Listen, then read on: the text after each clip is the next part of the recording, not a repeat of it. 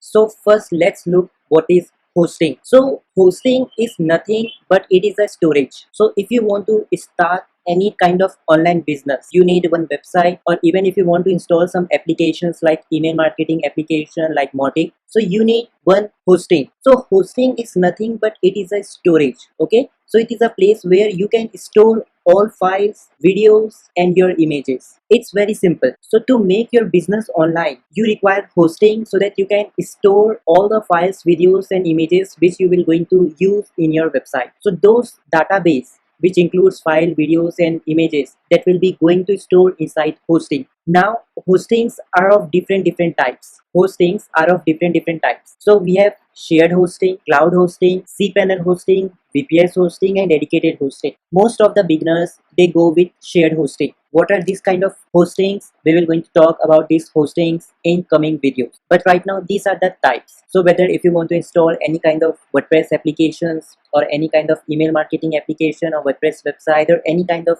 website with PHP scripts or anything. So shared hosting is the best option for all the beginners. But as you prosper in your business, you can go with another type of hostings. So all hostings have their own benefits, plus they have their disadvantage. We will going to proceed with all about these types of hostings in very deep in coming videos. But right now you just need to understand hosting is nothing but it is a storage where you can store all your files, videos and images, and hostings are of many types. Okay,